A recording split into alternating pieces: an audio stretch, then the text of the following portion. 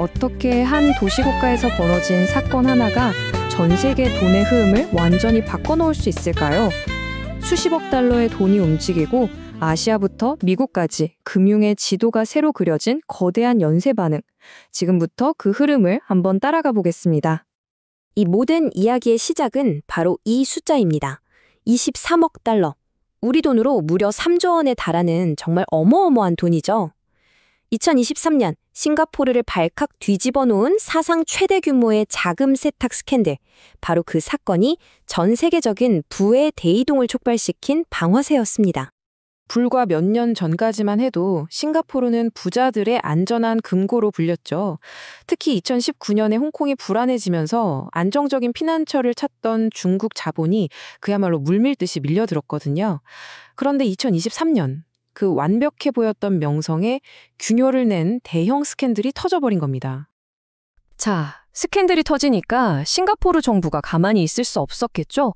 실추된 명성을 되찾아야 하니까요. 그래서 정말 강력한 규제를 시작합니다.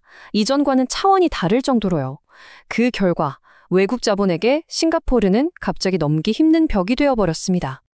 얼마나 달라졌냐면요.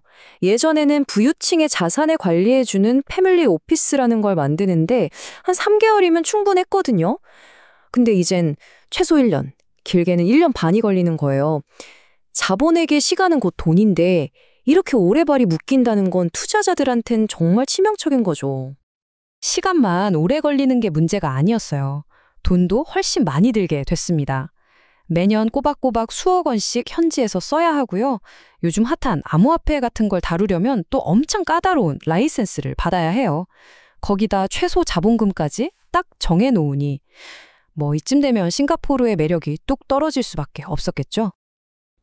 그럼 싱가포르가 불편해진 그 많은 돈들은 다 어디로 갔을까요? 자본은 절대 사라지지 않잖아요. 그저 더 좋은 곳을 찾아 움직일 뿐이죠. 바로 이 지점에서부터 아시아 금융 중심지들 사이에 보이지 않는 전쟁이 시작된 겁니다. 당시 상황을 아주 잘 보여주는 말이 있어요. 한 법률 전문가는 이렇게 말했죠. 정말 말 그대로 거의 모든 사람이 홍콩이나 중동, 일본으로 가버렸습니다. 그냥 몇몇이 옮겨간 수준이 아니라 거대한 엑소더스, 즉 자본의 대탈출이었던 겁니다. 이런 움직임은 숫자로도 명확하게 보여요. 한때 백만장자들이 줄을 섰던 싱가포르로의 순유입 예상치가 뚝 떨어졌고요. 그 빈자리를 홍콩과 일본이 무섭게 치고 올라오고 있습니다. 새로운 대안으로 떠오른 거죠. 특히 홍콩이 내세운 비장의 무기는 바로 속도였습니다. 싱가포르에서 1년 넘게 발이 묶일 일을 홍콩에선 단 몇 주면 끝낼 수 있었으니까요. 돈의 흐름이 어디로 향할지는 불 보듯 뻔했죠. 실제로 중국 본토 투자자들이 홍콩에서 보험을 사는 금액이 63%나 폭증했다는 게 바로 그 증거입니다. 홍콩만 있었던 건 아니에요. 일본도 조용히 떠오르는 대안이었습니다. 워낙 경제가 안정적이고 또 살기도 좋잖아요. 거기다 투자자들을 환영하는 분위기까지 만들어지면서 중국 자본에게는 새로운 안전지대로 보이기 시작한 겁니다. 그런데 이야기의 무대가 아시아에서만 펼쳐진 게 아니었습니다.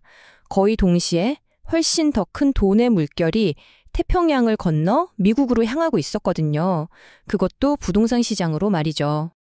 83%! 정말 입이 떡 벌어지는 숫자 아닌가요? 단 1년 사이에 중국인들의 미국 주택 구매액이 이렇게나 늘어난 겁니다.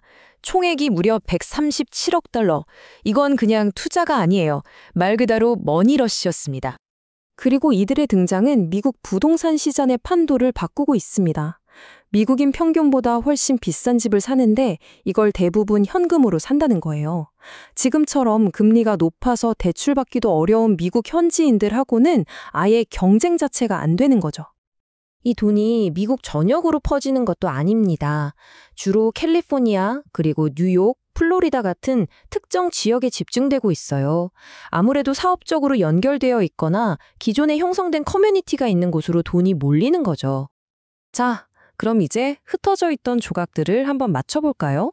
싱가포르의 스캔들에서 시작해서 아시아 금융 허브들의 경쟁, 그리고 미국의 부동산 열풍까지 이 거대한 돈의 이동이 우리에게 말해주는 건 대체 뭘까요?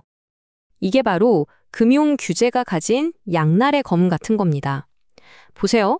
시스템을 깨끗하고 안전하게 만들려고 규제를 강화했더니 의도치 않게 그 규제 때문에 돈이 더 빠르고 편한 곳으로 도망가 버리는 거예요.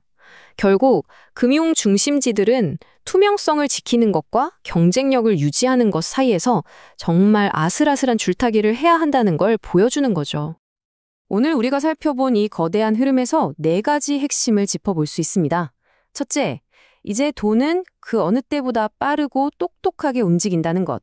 둘째, 아시아 금융의 패권은 언제든 바뀔 수 있다는 것.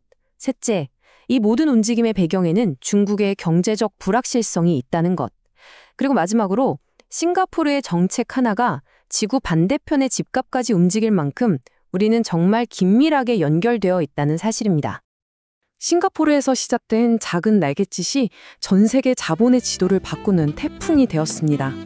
오늘 우리가 목격한 이 거대한 흐름은 어쩌면 더 큰 변화의 시작에 불과할지도 모릅니다. 다음번 세계 자금의 흐름을 뒤흔들 진원지는 과연 어디가 될까요?